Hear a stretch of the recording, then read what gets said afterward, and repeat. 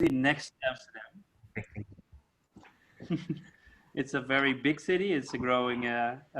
It was ocean. It was an ocean, but now it's a land.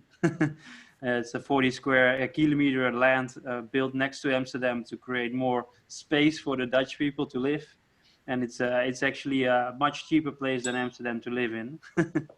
So for me, it's affordable, and now they are setting up a whole new area in Almere where they are going to showcase how you can live self-sustainable.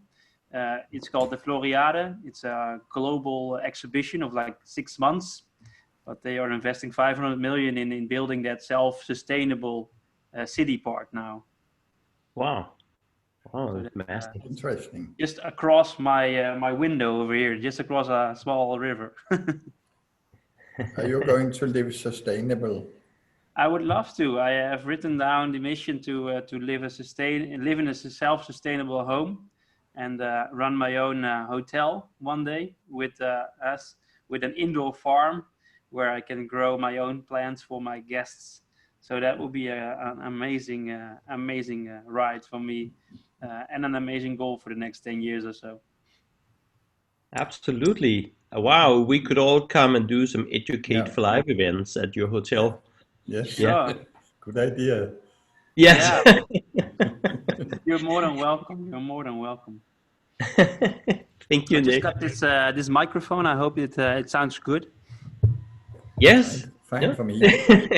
It sounds perfect. Yeah, it's a good audio quality, definitely. Let's get started. Everybody, please meet Nick van Breda. He's going to introduce himself in just a moment, but let me just give my brief introduction. Nick is the go-to guy when it comes to technologies in education, in my opinion. He's the go-to person, period. And not that long ago, I was staffing a coach team to work with different clients in Thailand. One of the clients is the Sassin Business School. And Sassin Business School is we want to work with somebody who knows the EXO methodology and who knows all about the future of education, educational technologies. Who's that person? And I was like, I kept thinking the word Nick came to my head. I was like, reached out to Nick and said, hey Nick, are you interested? And Nick was interested, fortunately. And we went through a very interesting sprint in Thailand together in higher education. Nick is somebody who, as an individual, can operate at scale. I'm kind of blown away by that. Training a lot of people on entrepreneurial thinking, running hackathons, and I think even the sky is not the limit for Nick.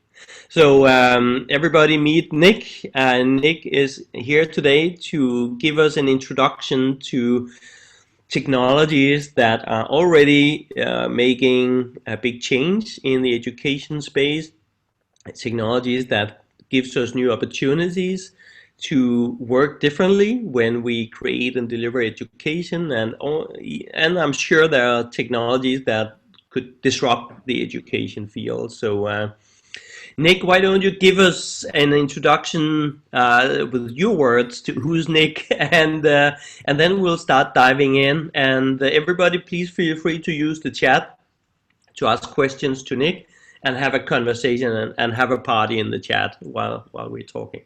So Nick, over to you. So let's ask that same question to Google. Huh? Give me 1 second. Hey Google. Okay. Wie is Nick van Breda?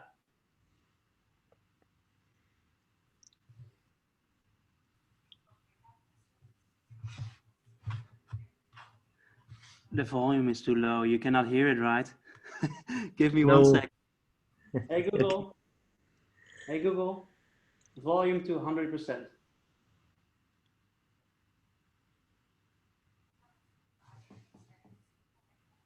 Okay. Give me 1 second. It's on like 10% volume because everyone is like running away when it starts yelling. When the volume gets too high.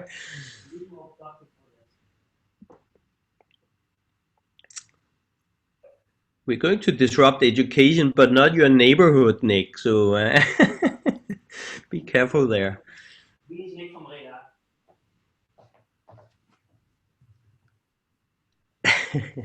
Nick van Breda Consultancy zit op Landbosstraat 130 in Almere. Dat is 0 kilometer hier vandaan. So he says that I'm living right here. My company is on Google, so he can just talk with Google and he will explain everything. But I hope to link my email and like my website to it as well, so he can just speak out my whole biography in the future. That would be nicer. Yes. Myself all the time. But let me do it for now. Okay, in the good old manual way. Yeah, in the good old way. So I'm Nick van Breda. I'm 27. Oh no, I'm 28. Yeah. Oh, yeah. Happy birthday! A few days ago. I'm still eating cakes here. I've been a game addict for some time, so I've been playing some video games intensively, starting from the age of 9 until the age of 19. I was playing for over 8 hours a day during the week, next to going to school, and in the weekends that was almost 16 hours a day. I calculated the amount of hours, and it was over 10,000 hours of in-game play. That shaped my life quite a bit. Out of my puberty, I never went out. I was playing games on my my room, and my dad fell asleep every day on the couch. So I had a sneaky way to play until like 4 a.m. in the morning, and then wake up at 7 in the morning to go to school. That was my life, my virtual life. But at that time, I lost a lot of people in my family, and I decided to quit gaming. It was a huge shift because I didn't know what I would do in the real world. I was living in the virtual world. So the most common sense was that I was going to do something online with the real world. So I set up some challenges. For example, the first education hackathon that I organized. There was an event where I used the methods of LAN parties. In a LAN party, you're playing 24 hours non-stop, no sleep. You're finishing the quests on the game. And I changed that into solving society questions in the education hackathon. So specifically focusing on educational questions. So why is it that everyone has to go to school from 9 till 4 or 9 till 5? Is that logical for people in puberty? Are they morning persons? Are they going to be succeeding school if they are evening persons? Is that even a fair game for them? So these kind of questions were coming in, and is it not stupid to have school inside a building? Why can't we teach outside? Why do we have to schedule everything inside a classroom? Is that still common sense?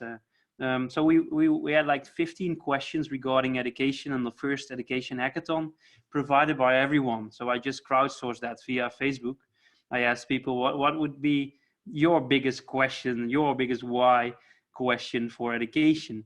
And I asked all of them to bring in some technology because activists are normally also seeking for solutions. So people were bringing in EEG scanners and EEG sensors that you could put on your head, and you could measure your brain waves and your focus levels. So that was already very exciting because I was organizing an event with 100 developers, and they thought like, oh, this is new technology. Let's try it out. And they started wearing that for 24 hours, measuring their own brainwaves and seeing in which time period that day they were most focused and most productive. So in the end of that day, they delivered already a test for testing out when you should be going to school, your personalized schedule. So that was my first hackathon. And then I was like, whoa, this is amazing. I didn't expect anything, and now this is coming out. And now there's a school implementing that, making the exams only available at 1 in the afternoon, to give everyone a fair chance of getting the same grade, because the evening persons are best at 3 p.m. and the morning persons are best at 11 in the morning. So let's try to find a time slot in between to make it equal for both persons in puberty. So that was the first Equally thing that unfair. happened.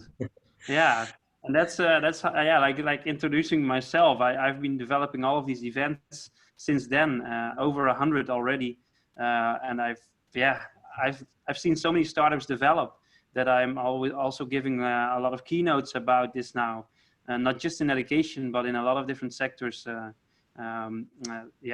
Every week, every month, I am somewhere on a stage presenting about this and blowing people's minds away about the possibilities of technology and trends.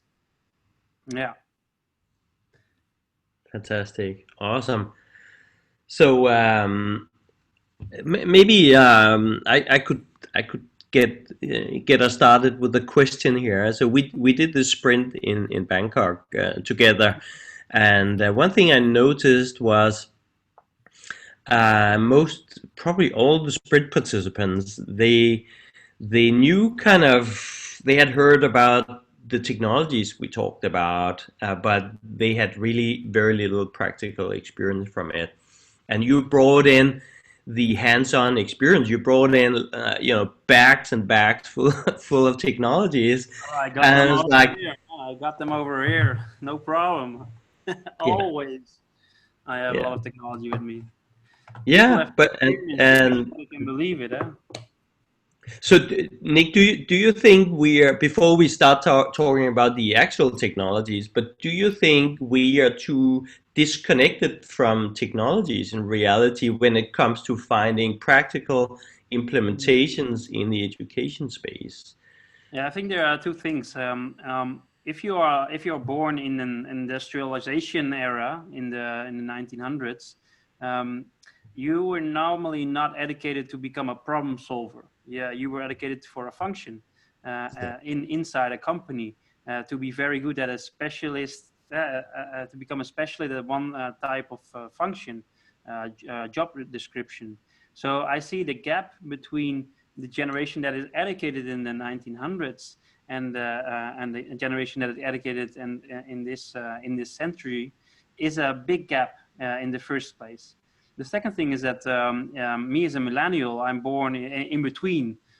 So I've had education in the industrialization era, and I have education in the internet boom, in the buzz of the internet hype that turned into something that everyone is using today. So I'm always in between. I'm like the bridge between the older generation and the younger generation that is digital native, that is born with an iPad in their hands, or a Tesla, a car on an Yeah, iPad. So that's yeah, a different world. So I call the generations as we today see them is like our previous generations. They were very rude. They ruined our planet. That's like today's thought with Generation Z, with the youngsters, with the generation after me, born after 1998. And we are like, okay, they didn't ruin it. They created so much systems for us to have all the freedom to do whatever we want, to travel wherever we want to go, to work remotely, whatever. And they are happy when we are going outside of our houses, and our parents, they don't want to be feeded by their children. No, they have a system, a healthcare system that feeds them, and it's not their own children anymore. So they created so much systems that creates us so much freedom, that I am really grateful for it. But there's this mislink. So the generations, they have different feelings about each other. The one says, yeah, you're a game addict generation, like my generation. After television came the gaming, and the generation after that is like very insecure nowadays, and doesn't have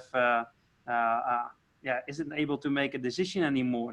Is really in an identity crisis of what they want to become, because there's so much opportunities, so much things to choose. It's like having to choose in out of 1,500 holidays, and then picking that one is very hard. So they get depressed, and so they see the generation as like okay, a very insecure generation that has to show off themselves on social media right now, and get some influences, and get some self-esteem via that way. But it's a very risky way, because I've been a game addict. I know how leveling up feels. It feels great, and it gets you really addicted to it. So that's also the danger of it, that you get addicted to Instagram or TikTok, and that this becomes your life. The virtual world becomes the most important thing in your life. And then I want to protect people from that. So I'm always looking at a non-technological world and a fully technology world. And if I give presentations, I always question the meaning of technology for good, for society questions, instead of using it for army or using it for treating someone else bad. I think 99% of people want to use technology for good. And if we keep on showcasing these use cases in technology, I think every generation can be happy with technology. Elderly are happy with a seagull that they can stroke, and that solves their loneliness and they are being alone for some percentage, of course, not for everyone. But children are now playing online games while grandma is playing offline, because there's a camera on the chess plate, for example. So they can, the generations are coming more and more together now when technology becomes more democratized.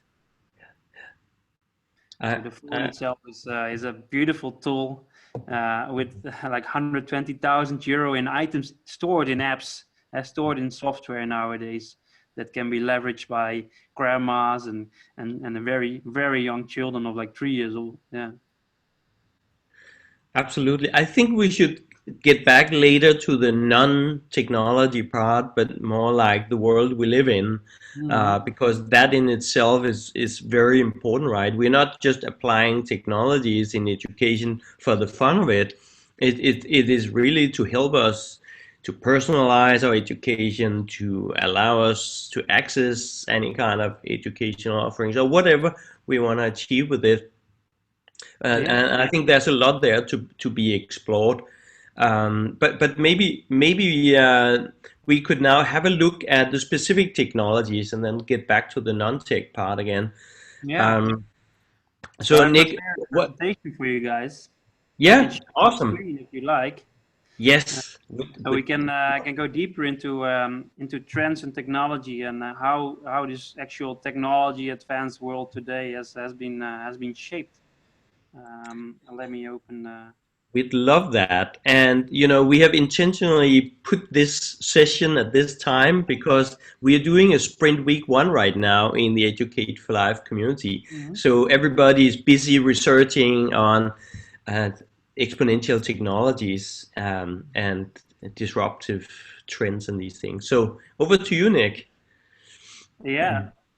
So first of all, I'm a specialist in co-creation and crowdsourcing. So by being a community manager in that game that I played for a long time, I've been developing my co-creation and crowdsourcing skills a lot. So I believe myself in a future of education that is about co-creation and crowdsourcing, especially when problems become more global problems, and when borders are less and less important, when we have hyperloop systems where we could travel in half an hour from Amsterdam to Barcelona.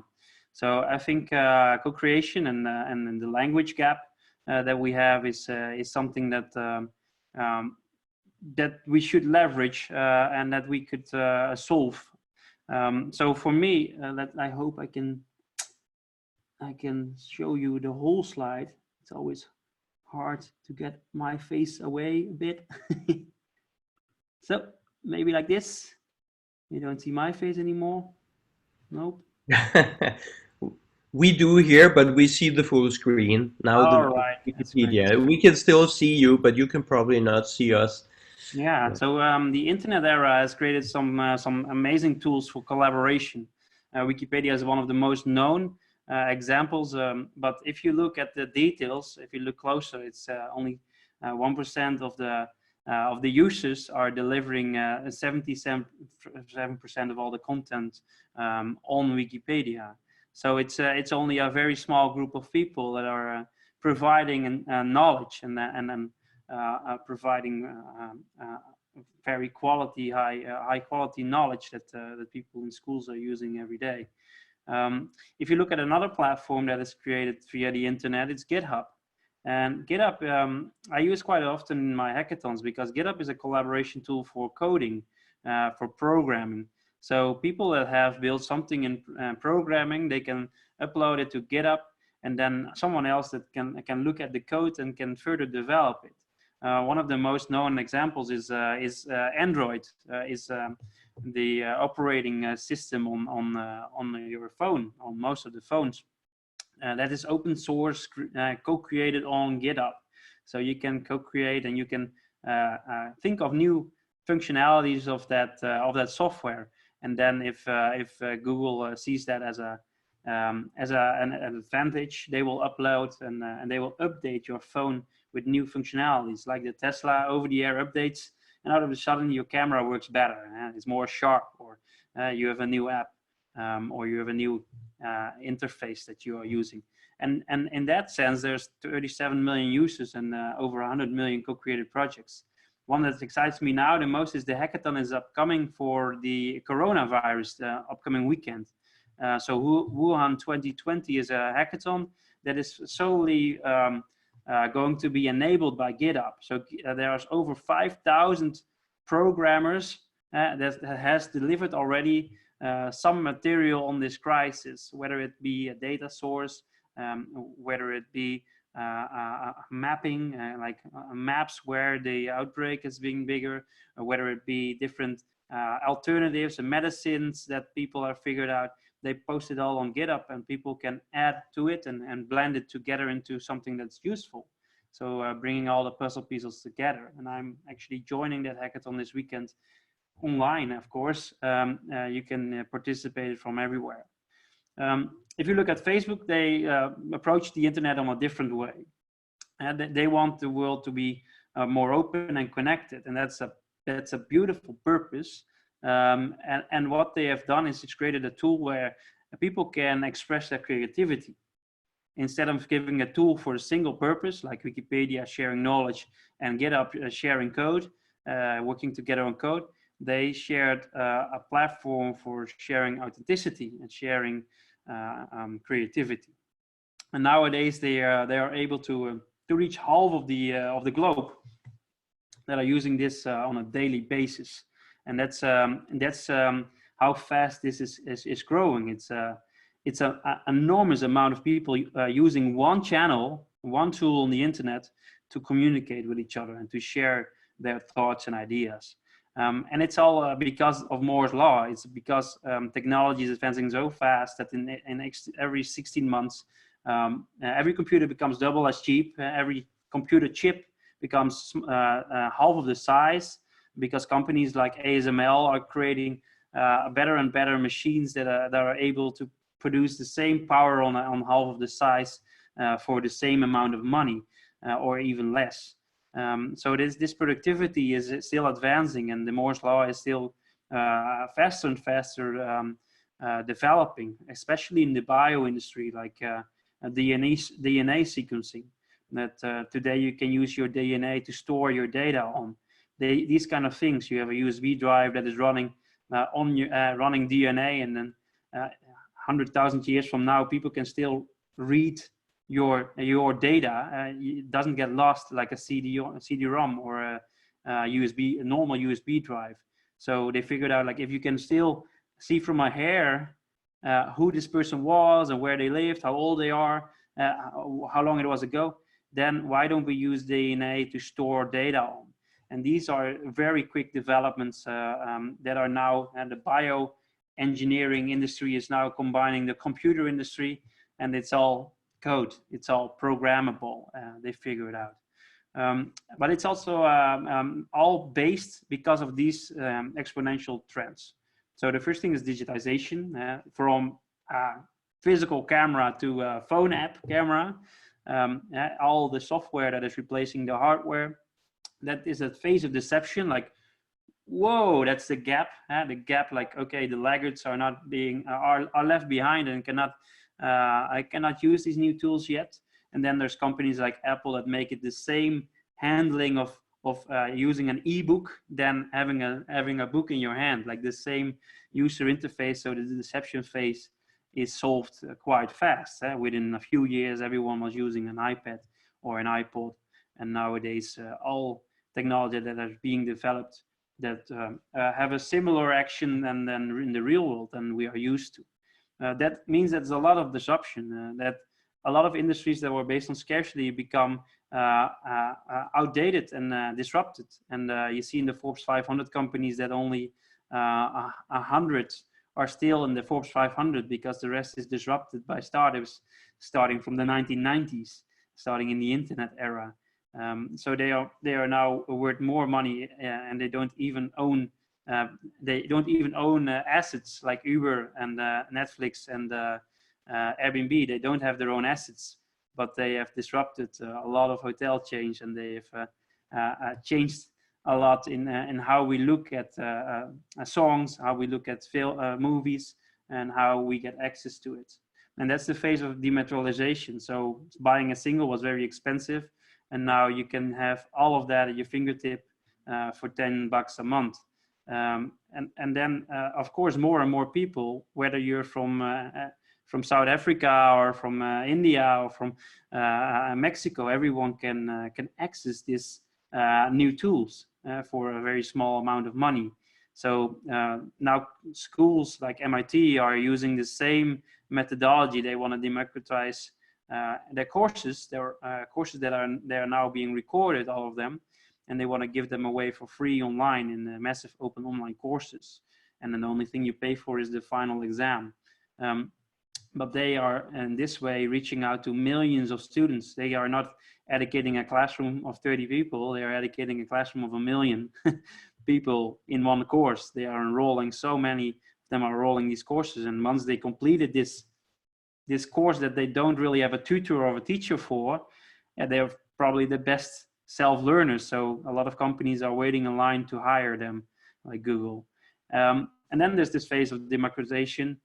So demonetizing, making it cheap for everyone, and then democratizing. Yeah, when for example energy becomes free, now we see solar panels. They already are cheaper than any fossil fuel because of the production line upgrades. So if you want to generate energy, you can better have a solar panel now or a windmill than trying to get a thermal energy up and running, or trying to get fossil fuel out of the ground. So this democratization phase is happening now, and I hope we will be using energy sourced in Morocco, for example, where the sun is shining all day, and we are using that energy here in the north of Europe, where there's not that many hours and days of sun a year. So we can leverage and we can co-create better if these borders become smaller. If you look at the amount of willingness to collaborate online, it's a lot of people. It's 70% of people that want to collaborate online.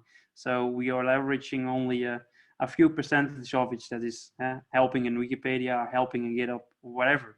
So if you look at the graph, these platforms that I just showed you, Wikipedia, only 0.2% of the world is contributing to it.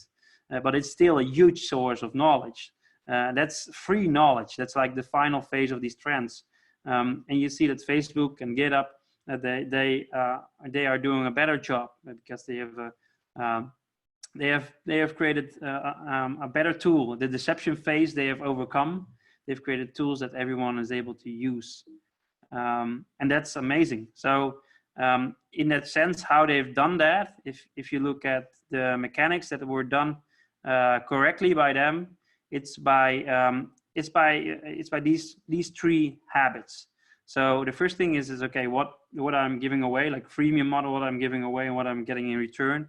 Nowadays, data is the most powerful assets to have. If you have data, yeah, you can win. So you don't need direct money in return. You can leverage data and develop new services and products on it, or use it for marketing purposes.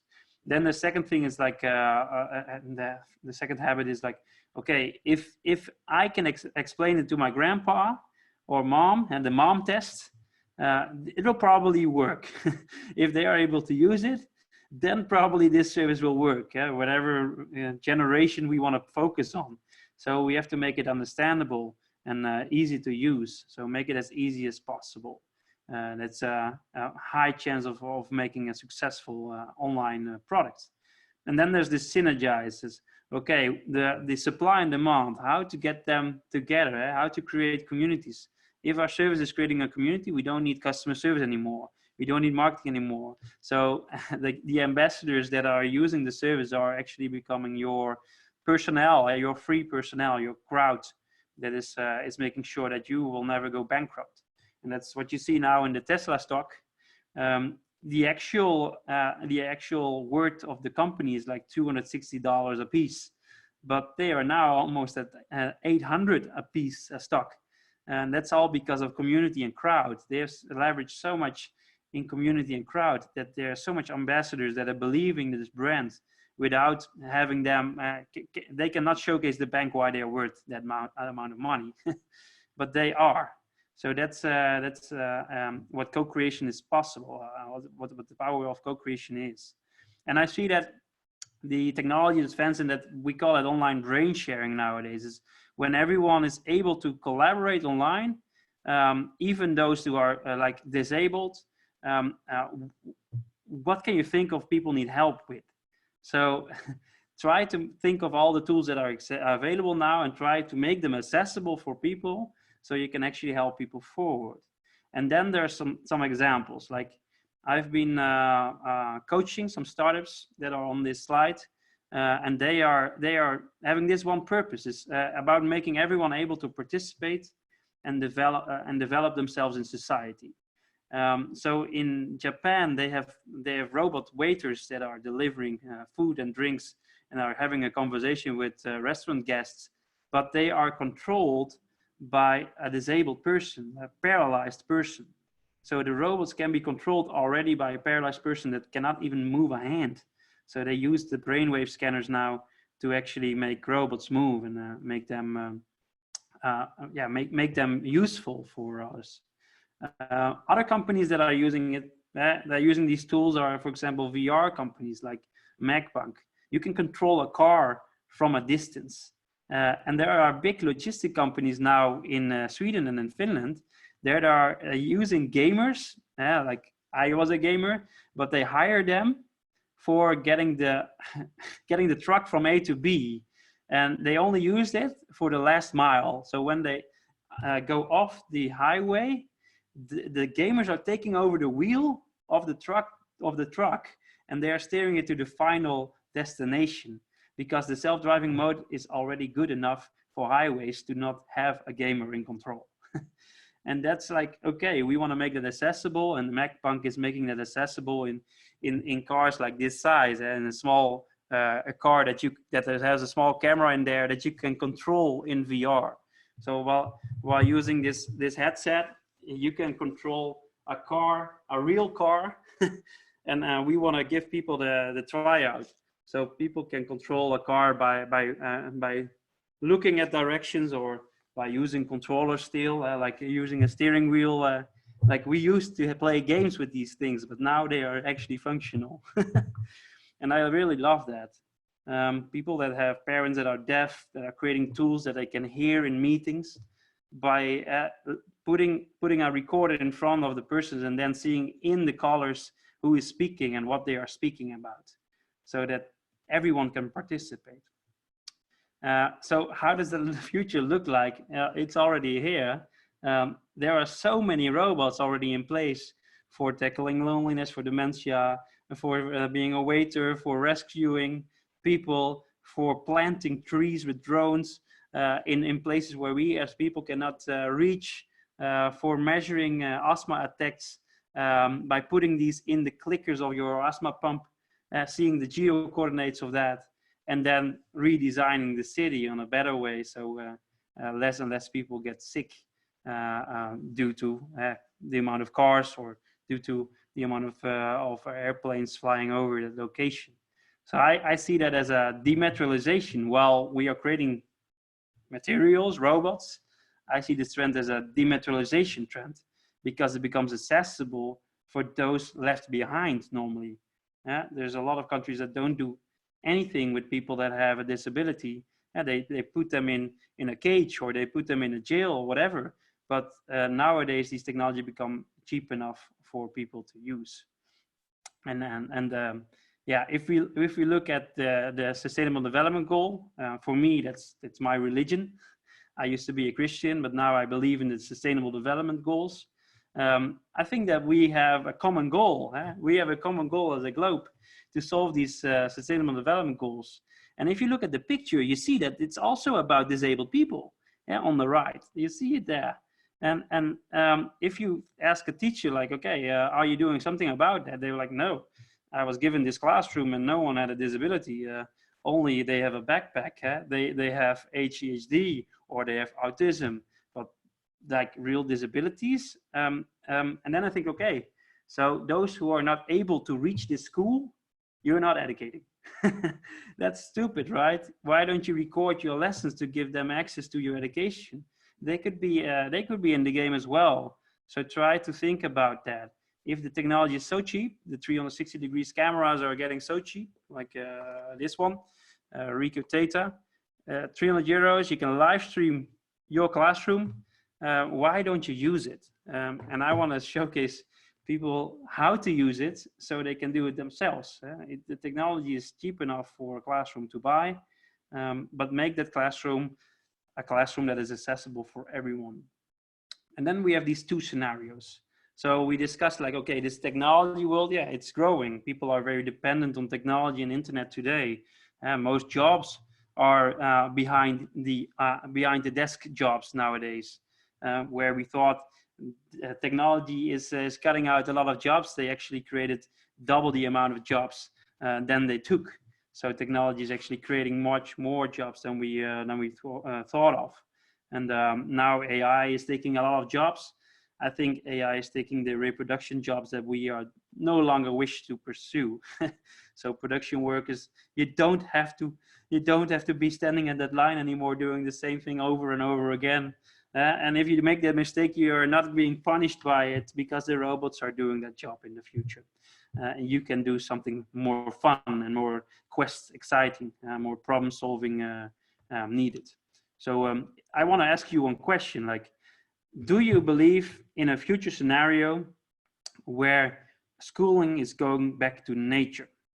And I would like to open the microphone to everyone to reply to that, because I'm really curious about how can you create such a world? I know some schools, but they're not like 5% of society. But there are some schools, and I would love to hear your thoughts on this question. It's a great question. Over to you, Klaus. Thank you. Why should we go into the woods to learn? And what would it do about nature? I'm a nature lover, and I would like a much larger swath of nature to be left by itself. We humans occupy more than half of the surface of the world, of the earth now. And this is a disaster for nature. So I would rather leave the woods alone and keep ourselves from it. So why should we go back to the woods? For you, there's no reason to go back to the woods. It sounds like that. We need to cut down the amount of people on this planet. Yeah, a good question, Klaus. I can elaborate a little bit on that, but I'm curious to hear other people's thoughts. Of course, yes.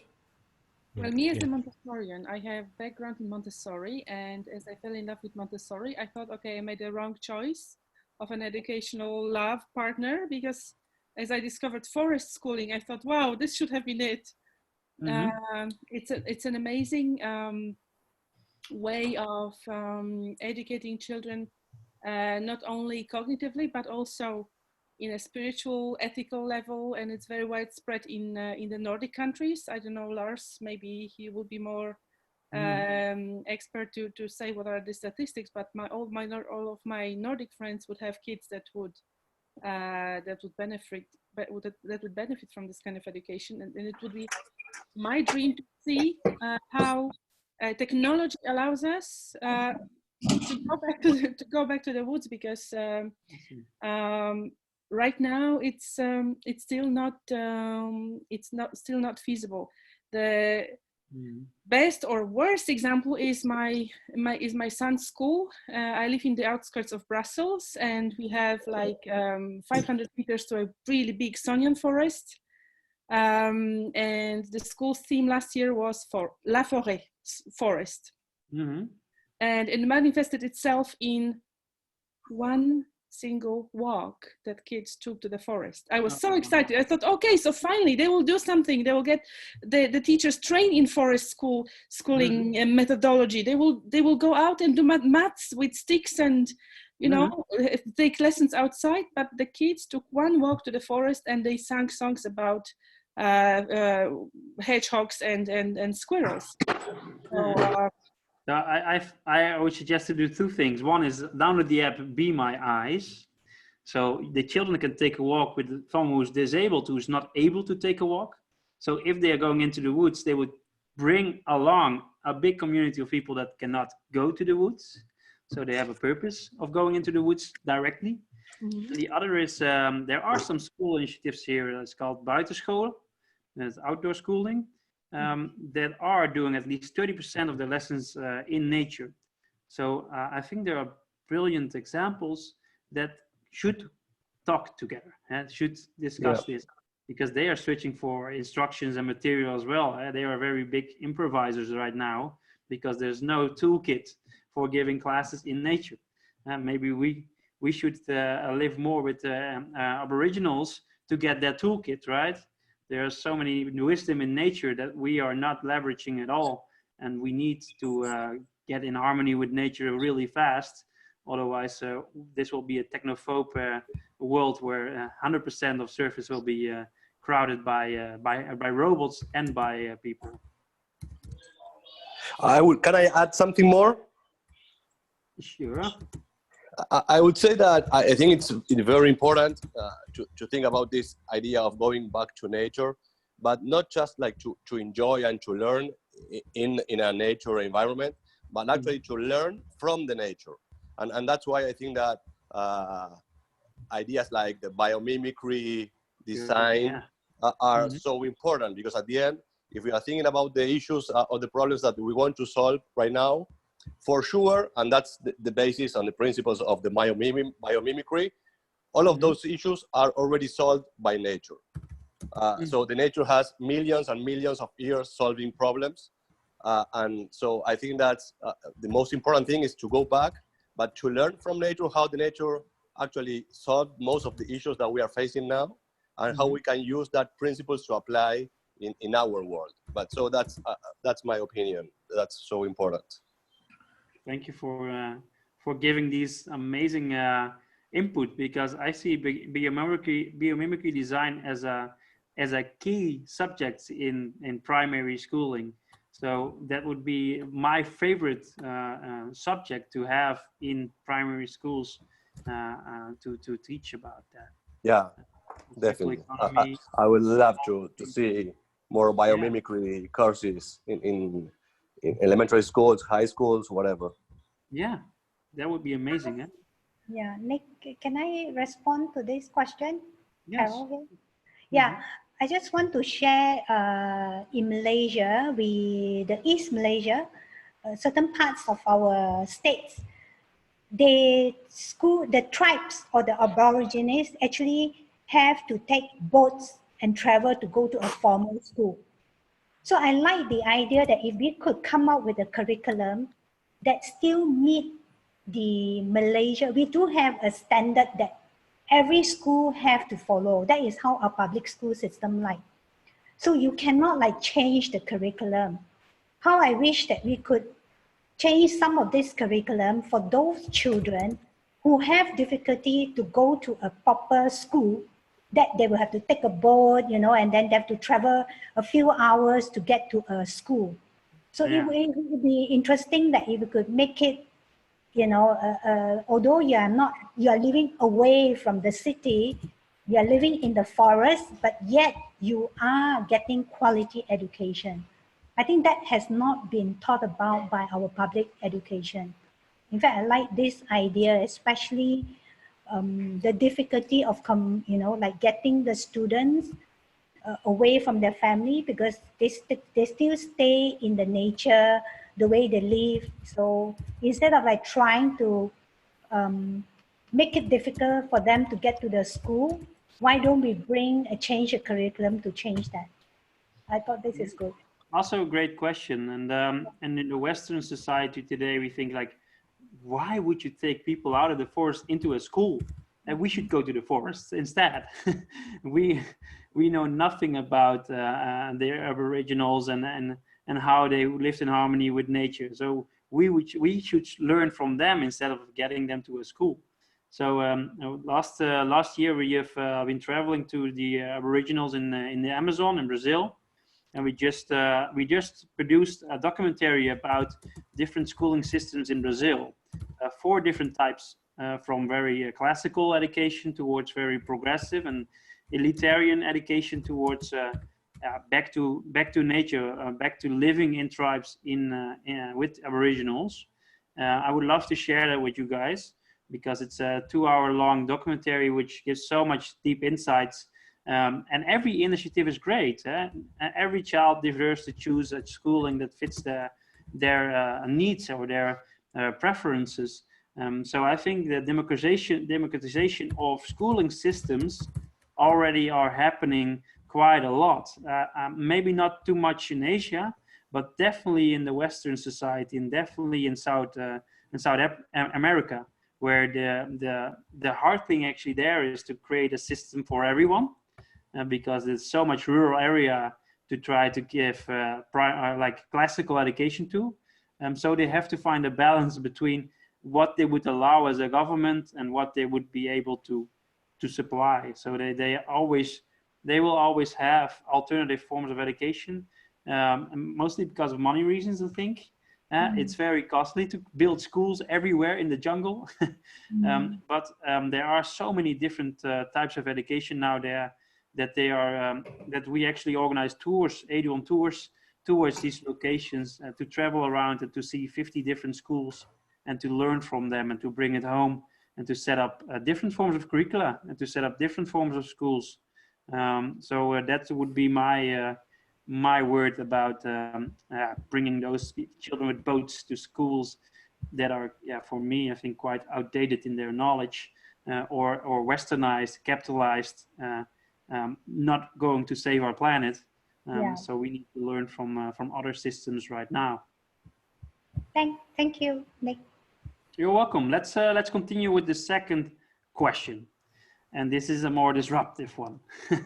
What if we all could upload data to our brain, have real-time knowledge like machines, by just plugging in a chip in our brain or in our neck? It's the trend of transhumanism. It's a very big trend. There is actually someone is willing to become the president of the United States, a transhumanist president, who wants to very fastly make people live forever and give them like a robotic arm to lift hundreds of kilos instead of having an arm that is sour after some exercises in a fitness school. So what are your thoughts on transhumanism? Transhumanism is when we are becoming half computers, half human. So we take the best of computers into our body, and we remain the best of ourselves. For example, our brains, they are better than any machine right now. So what are your thoughts about that?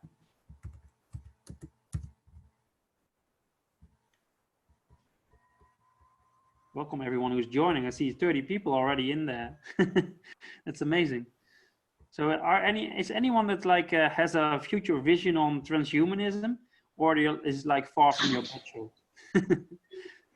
I can comment in on that one. I don't I don't really, I'm not a I don't have anything yet. I have friends that have, you know, implanted chips in order to like access different stuff or pin codes.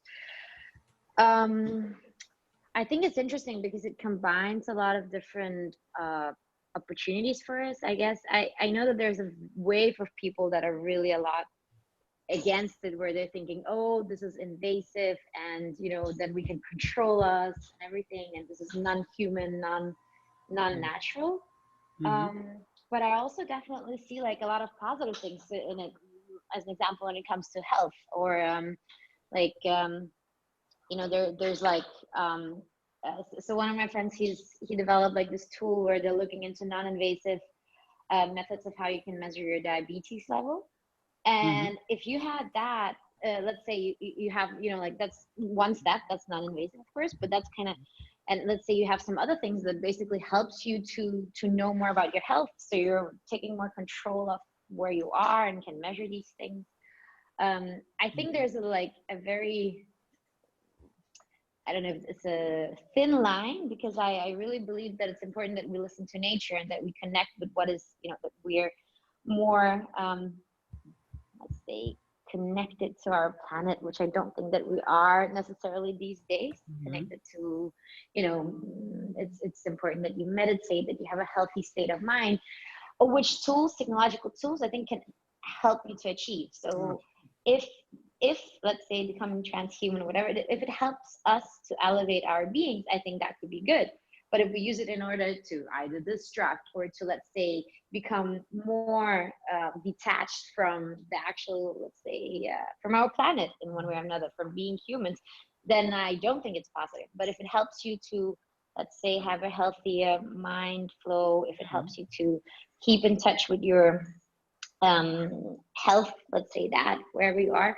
I remember there was like a Black Mirror episode of a really scary one where we basically are able to, you know, go back in our memories and just pick and choose and pluck. So I guess that's where things become a bit dangerous, right? That's when it becomes a little bit scary for some people. But it's also a positive thing. You know, if you lost someone and you want to go back to those memories, that could be pretty cool. So I think everything is about, you know, having a sensible approach towards it. I don't know if that makes sense when I'm saying that. Yeah, I think that's a real good answer. Putting it into context. For a certain context, that would be a good thing, and for the other context, it would be a terrible idea. So if you look at researchers, they always keep the conclusion open. We need further research on getting the answers. But if you look at the media, it's like, this is the answer, this is the fact, and people are misled by this amount of media nowadays. Like, but this is real. No, this is real. But if you put it in a different context, nothing can be real, and everything then can be real. So this is about critical thinking in education. So you're looking at media articles and saying, okay, wow, I think the whole world is dying, it's climate change. If you look at a different perspective, nowadays you see the coronavirus out of a sudden remove the smog in the half of China because no one is building anymore. People are sitting at home. They're not building new buildings anymore. There's no smog anymore. Like, what? we have a solution for our biggest problem, the smog problem, because of the new problem that came across. So these are amazing things that happen due to a certain context. Could I also comment on this, Nick? Klaus?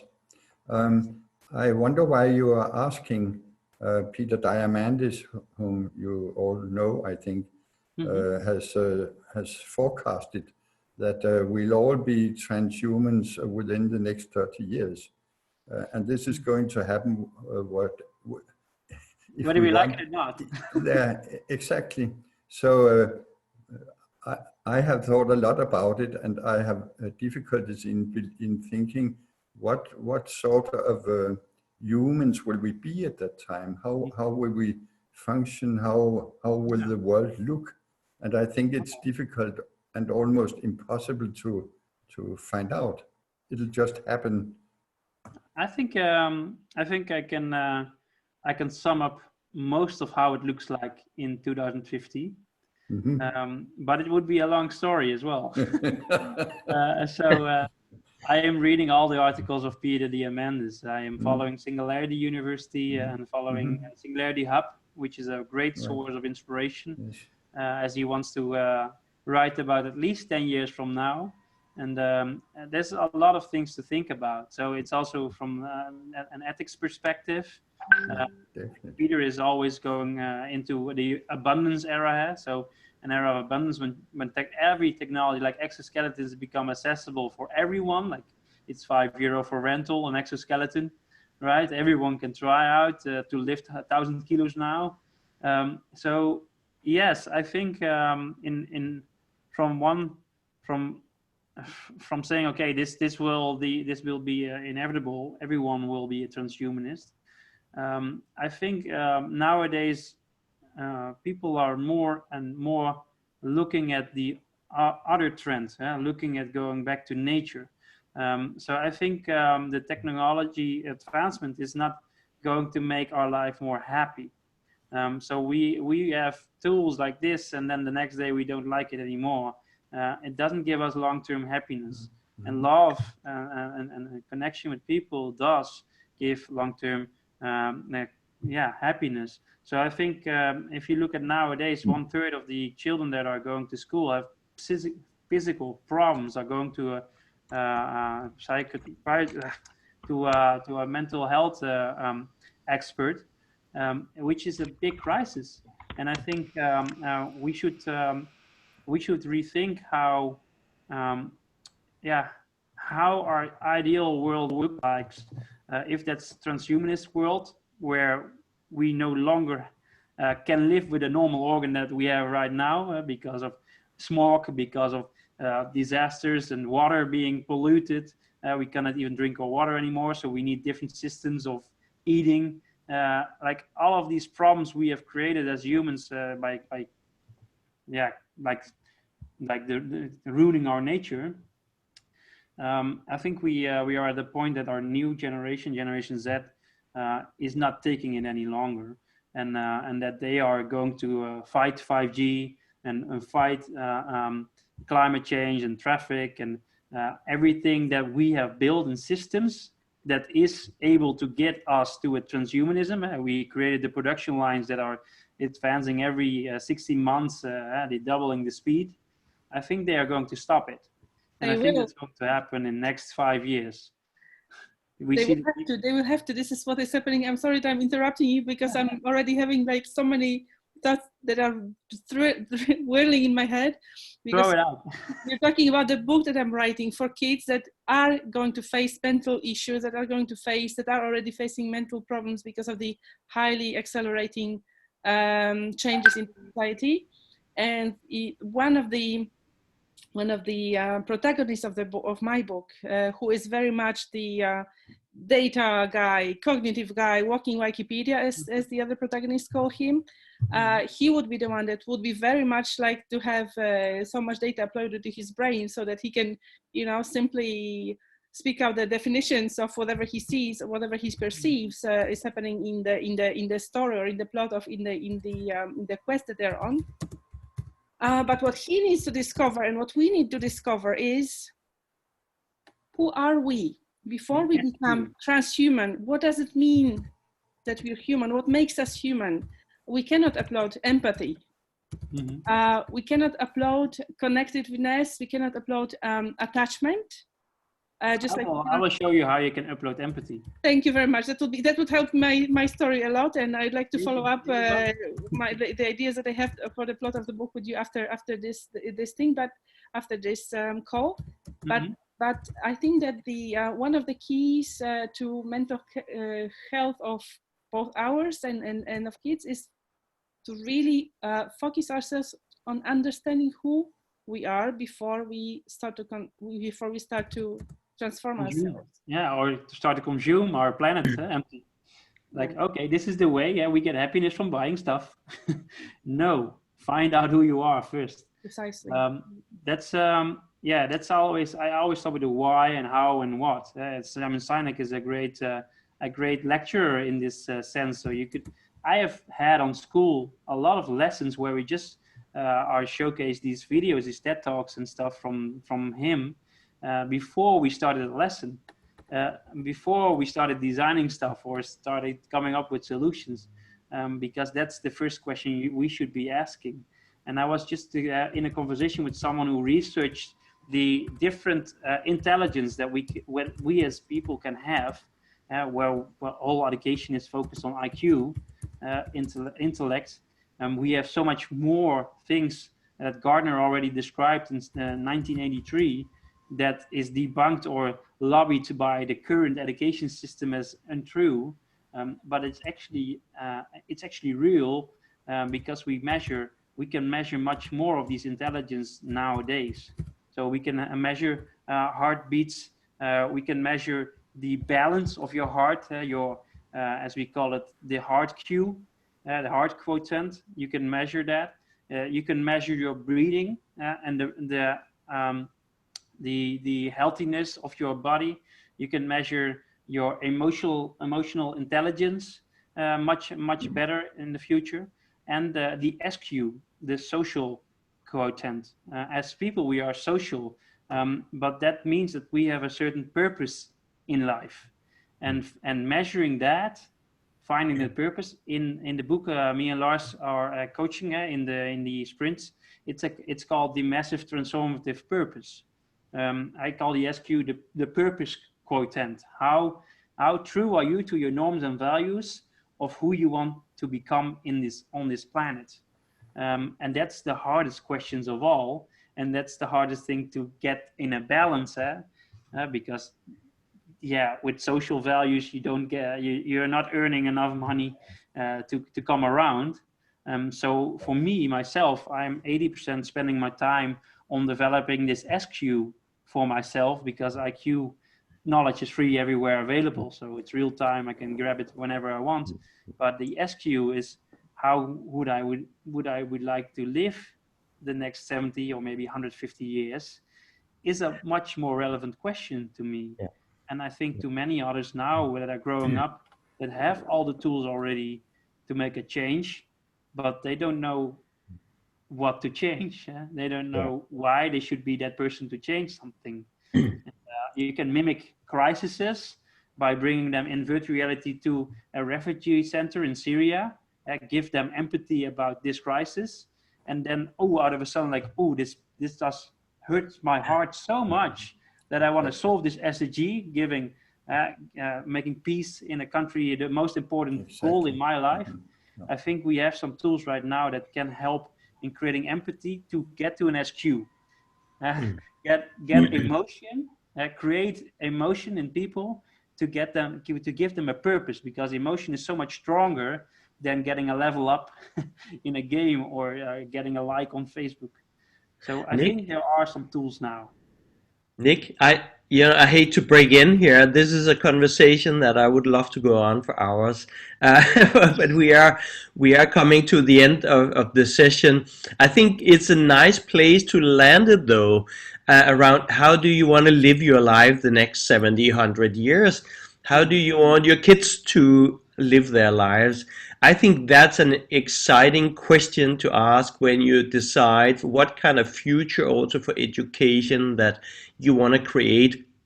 So I think that is something for us to keep in mind when we are researching this week for the ideas that we'll start creating next week during our sprint. So I think that's a really nice place to land a super interesting conversation here today. Yeah, my slide is actually the finish line, like you've mentioned. Yes. Yeah. Yes. Begin with the end goal in mind, exactly. Yeah. And open up, I would say, to the possibilities, not even the internet of possibilities. I think there's no way back in terms of the technologies, but I think we can get so much more positive quality of life out of it if we design for it. And I think that is what we need to represent. We need to deal with also transhumanism and these things when we are researching. we need to figure out how do we design for this in a way that gives us a better life, a life that we are in control of, or where we feel we get our human needs fulfilled, like contribution and these things. So that is something for all of us to keep in mind. I'm really sorry. I have to wrap up the session here today. As I said, I wanted it to go on, but maybe we can design and and run another session. Maybe what we can do as a community is bring together questions for you, Nick, that we could discuss and find the answers to. Just a final question from my side, and that's to you, Nick. And I've already asked our community. I asked them, when do you believe exponential technologies will disrupt our educational systems? I mean at massive scale. Yeah. Is it 1 year, 3 years, 5 years, 10 years or more, or is it never going to happen? And I can tell you almost everybody says 5 years about, maybe that's because we're programmed to make 5-year plans. I don't know. What do you think? You think you have to look at macro trends. So you have to look at what is shaping and shifting right now. And I think it's going to happen in a year because we cannot fly anymore today because of the coronavirus. And we cannot have enough teachers on a place anymore. So we have a teacher shortage in a lot of places. So we have to use online tools like VR to remote teach. And we just organized the Educators in VR conference with 160 speakers that have developed tools, for example, teaching dancing in virtual reality by having complete suits with motion tracking and sensors to have a yoga class instead of 2D in 3D, or have a dancing class in 3D. So I think this is going to be the year that we see a significant growth in the amount of people that are open for online teaching, open to receive online teaching, because the tools for VR, the headset that I showed you, I just got it last week. This has become democratized now. It's now 400 euros, where last year this was 2,500 to 3,000 euros to use. And it's so much cheaper nowadays that the Oculus Quest, this thing is an Oculus Quest, becomes the main tool for giving online classes. I've been giving speeches and presentations in VR right now, which I enjoyed more than the real world, because I actually saw everyone and they were able to do more, like poll questions. Everyone, I could have much more interactions with the audience via VR than I could have in a physical room with children. And that's like, okay, I was mind blown because it was my first keynote in VR. And I saw so much opportunities that tomorrow I will be having a virtual avatar where I record all my classrooms, because no one will be looking mad in the virtual world. There's no recording 360 camera images in the classroom might be hard because everyone like my privacy. But in the virtual world, you don't have this issue. So I think it's going to be very fast. And this year is a turning point. I hope coronavirus will be solved fast, but this trend is going so fast that that there's a lot of teachers that the schools will close, children will stay at home, they will be homeschooling via VR or spacevr.com, and you can follow a lesson. So that's it's accessible now for everyone, and that's the most important trend, is making it accessible for the rich and the poor. That was my vote as well. I have no idea what the future will look like, but I think this transformation is going to happen extremely fast, even amplified by the whole corona outbreak. But hopefully we are finding amazing ways to live and learn this way.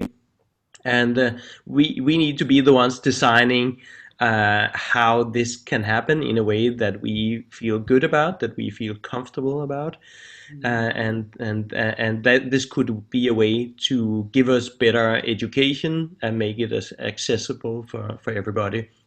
With that, I have to wrap. I have to wrap the session and say thank you so much, Nick, for joining us. I'll Yeah, share the rest of my presentation in a link on the platform, so you can download it in perfect, Dropbox. perfect. And I'm sharing the A little recording bit as well. deeper into all the items that I discussed, Yeah. so you can take everything you like, and definitely let me know if there's questions, because Yeah. I think I know both scenarios. I know around 100 schools that are doing differently, and startups that are making that possible. Yeah. So any way you would like to go, it's already out there. It's small. It's very micro. But yeah, by sharing these knowledge, I think we can scale up very successful initiatives, grassroots initiatives globally. I think so too. Let's keep the conversation going on the platform. Thank you, Nick. Thank you, everybody. Have a great and transformative rest of your day, and speak to you very soon. Thank you, Nick. See you soon. See you soon. Bye, everybody. Bye.